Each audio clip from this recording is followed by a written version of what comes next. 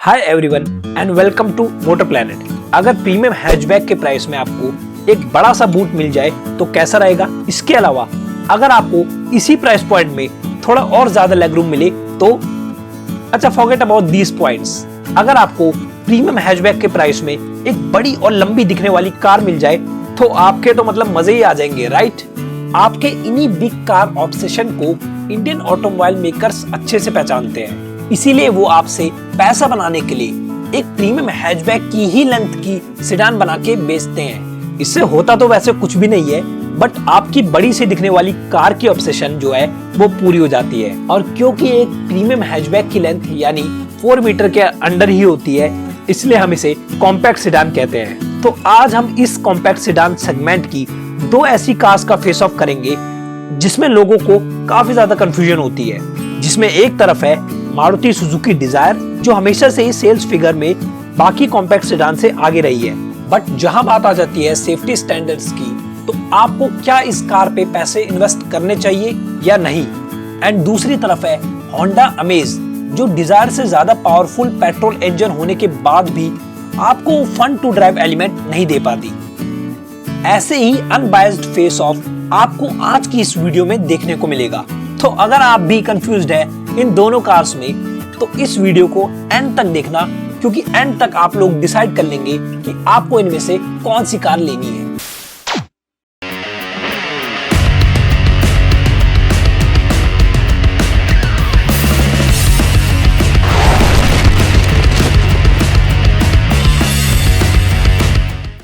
दोस्तों, वीडियो शुरू करने से पहले आपको एक बात बताना चाहूंगा कि जब भी आप लोग कोई कार खरीदने की सोच रहे हो तो कभी भी दोनों कार्स को सिर्फ फीचर्स के बेस पे कंपेयर मत करिएगा। माइंड इट, मैं यहाँ ये नहीं कह रहा कि फीचर कंपैरिजन नहीं करना चाहिए, मैं तो सिर्फ इतना कह रहा हूँ कि सिर्फ फीचर्स के बेस पे ही डिसाइड मत करिएगा कि मुझे कौन सी कार लेनी है। हमारे इंडिया में फीचर्स को लेके काफी ज्यादा ऑब्सेशन है।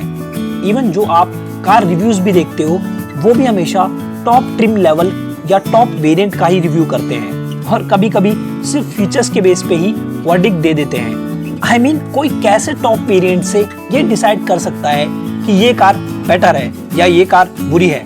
इसलिए ये आपको डिसाइड करना है कि आपके लिए ज्यादा क्या इंपॉर्टेंट है, फीचर्स या फिर प्रैक्टिकलिटी, परफॉर्मेंस, क्वालिटी। क्योंकि फीचर्स तो बस 2 ही दिन का शौक होता है, इसलिए कभी भी सिर्फ फीचर्स के बेस पे मत डिसाइड करिएगा कि मुझे कौन सी कार लेनी है। तो भाई लोग, बहुत कर लिया आप लोगों का time waste. Let's just not digress from our main topic. देखते हैं दोनों कार्स में से बेटर कार कौन सी है।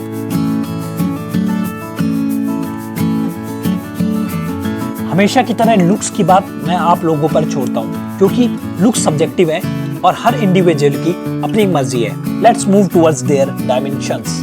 अगर दोनों कार की लेंथ देखें तो लेंथ में ज्यादा कोई डिफरेंस नहीं मिलेगा, दोनों की लेंथ बिल्कुल सेम है। बट जब दोनों की विड्थ को कंपेयर करते हैं तो यहाँ पे डिजायर की विड्थ थोड़ी ज्यादा है अमेज के कंपैरिजन में, विच मीन्स 3 पैसेंजर्स ज्यादा आराम से बैठ सकते हैं डिजायर में अमेज की कंपैरिजन में। वैसे तो दोनों कार्स में ही आराम से बैठ सकते हैं, बट डिजायर की विड्थ ज्यादा होने के कारण उसमें 3 पैसेंजर्स के लिए काफी ज्यादा रूम रहेगा। और अगर यहाँ पे स्पेस की बात हो रही है तो दोनों के बूट स्पेस को भी कंपेयर कर लेते हैं। एक सेडान को हैचबैक से जो अलग बनाती है वो होती है उसकी बूट स्पेस। इसलिए ये चीज बहुत जरूरी है कि अगर आप सेडान ले रहे हो उसका बूट स्पेस काफी अच्छा होना चाहिए। और क्योंकि होंडा सेडान बनाने में काफी ज्यादा एक्सपर्ट है, इसलिए होंडा ने इस प्रैक्टिकलिटी को अमेज में भी कैरी फॉरवर्ड किया है। अमेज का बूट स्पेस जो है वो अपनी सेगमेंट में सबसे ज्यादा है। इसमें आपको डिजायर से काफी ज्यादा बड़ा बूट स्पेस मिलता है।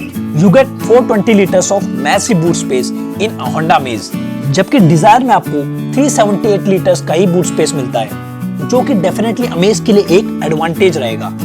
दोनों के ग्राउंड क्लियरेंस और हाइट अप्रोक्सीमेटली सेम ही है। और अब बात कर लेते हैं दोनों के व्हील बेसिस की। कहने को तो व्हील बेस पे लोग इतना फोकस नहीं करते, बट क्योंकि हम यहाँ पे दोनों कार्स को कंपेयर कर रहे हैं तो हम इसके व्हील बेस को भी कंपैरिजन लिस्ट में डालते हैं। आप सिर्फ व्हील बेस को देख के ही पता कर सकते हैं कि किस गाड़ी का राइड कंफर्ट बेटर होगा। अमेज का व्हील बेस जो है वो डिजायर से थोड़ा ज्यादा है। वैसे व्हील बेस के साथ ग्राउंड क्लियरेंस भी अफेक्ट करता है राइड कंफर्ट में। बट क्योंकि ग्राउंड क्लियरेंस यहाँ पे दोनों की सेम ही है, इसलिए हम सिर्फ व्हील बेस को ही कंपेयर करेंगे। अमेज का व्हील बेस ज्यादा होने की वजह से इसका राइड कंफर्ट बेटर होगा, क्योंकि व्हील बेस ज्यादा होने से कार का पिच एंड रोल हमेशा कम होता है, जिसकी वजह से रियर पैसेंजर्स का राइडिंग कंफर्ट वो थोड़ा और ज्यादा बढ़ जाता है जब हम लॉन्ग जर्नीज पे जाते हैं। एंड सेडान जनरली लोग शॉफर ड्रिवन या फिर रियर सीट कंफर्ट के लिए ही कंसीडर करते हैं। तो यस, यहाँ ज्यादा व्हील बेस होने की वजह से रियर कंफर्ट के लिए अमेज डिजायर से बेटर ऑप्शन रहेगी। बट कम व्हील बेस होने की वजह से डिजायर के पास भी यहाँ पे एक एडवांटेज है। जी हाँ, अमेज से कम व्हील बेस होने की वजह से डिजायर की हाई स्पीड टर्न्स मैनूवरिंग ज्यादा अच्छी होगी अमेज के कंपैरिजन में। इसकी मैनूवरिंग अमेज से बेटर रहेगी एट हाई स्पीड। तो अगर आप एक शॉफर ड्रिवन कॉम्पैक्ट सेडान लेना चाहते हैं तो इस केस में अमेज को आप लोग कंसीडर कर सकते हैं। बट अगर आप एक कार एंथुजियास्ट हैं और अपना ज्यादा समय आप ड्राइवर सीट पे ही बिताते हैं तो डिजायर इस केस में आपके लिए एक बेटर चॉइस रहेगी। अगर इंजन की बात करें तो यहाँ पे हम सिर्फ पेट्रोल इंजन को ही कंपेयर करेंगे, क्योंकि मारुति अप्रैल 2020 से BS6 एरा में डिजायर के डीजल इंजन को डिसकंटिन्यू करेगा, इसलिए दोनों के डीजल इंजन को कंपेयर करने का कोई मतलब नहीं है। बट अगर बात करें दोनों के पेट्रोल इंजन की तो दोनों में आपको 1.2 लीटर का पेट्रोल इंजन मिलता है, जो वैसे तो ऑन पेपर अमेज का ज्यादा पावरफुल है, बट जब आप दोनों कार्स को ड्राइव करेंगे तो आपको हार्डली कोई डिफरेंस दोनों की पावर में फील होगा। हाउएवर, अमेज का इंजन डिजायर के कंपैरिजन में ज्यादा रिफाइंड है, but despite being 90 horse power engine, amaze में आपको पंची परफॉर्मेंस देखने को नहीं मिलती जितना हम इस पावरफुल इंजन से एक्सपेक्ट करते हैं। बट ओवरऑल इसकी रिफाइनमेंट एंड स्मूथनेस डिजायर के 1.2 लीटर इंजन से काफी ज्यादा अच्छी है। अगर बात कर ली जाए दोनों के ट्रांसमिशन की तो अमेज में आपको CVT का ऑप्शन मिलेगा, जबकि डिजायर में आपको AMT का ऑप्शन मिलेगा। अगर AMT की बात करें तो AMT यानी automated manual transmission. AMT mechanically similar होता है मैनुअल ट्रांसमिशन के, बट मैनुअल ट्रांसमिशन में आपको बार बार क्लच को प्रेस करके गियर्स को शिफ्ट करना पड़ता है, और AMT के केस में आपका यही काम सेंसर्स और एक्चुएटर्स परफॉर्म करते हैं।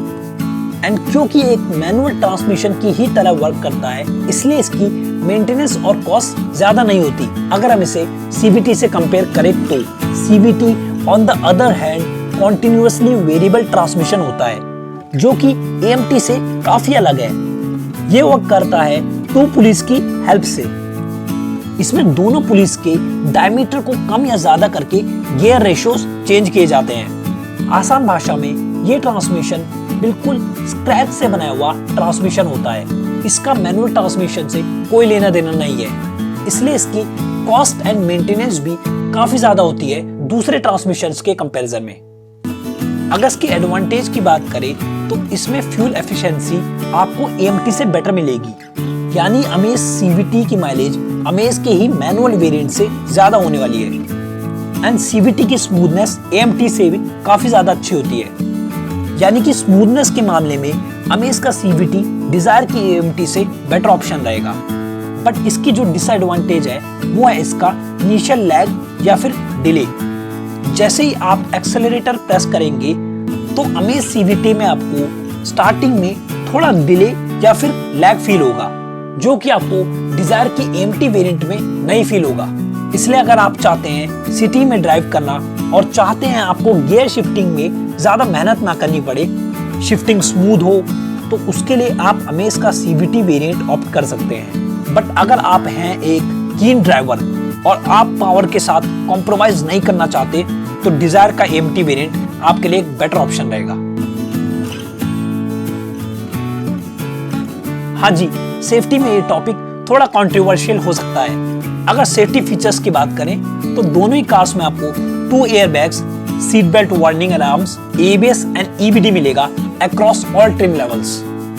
बट जहां बात आती है क्रैश टेस्ट रेटिंग की तो साफ सीधी बात, यहाँ पे Amaze is the winner. Amaze को ग्लोबल NCAP ने क्रैश टेस्ट रेटिंग में 4 स्टार दिए हैं, जबकि डिजायर की safety test rating officially reveal नहीं की गई है, इसलिए मुझे आप लोग नीचे दिए कमेंट सेक्शन में बताएं कि सेफ्टी को ध्यान में रखते हुए आप दोनों में से कौन सी कार लेना प्रेफर करेंगे।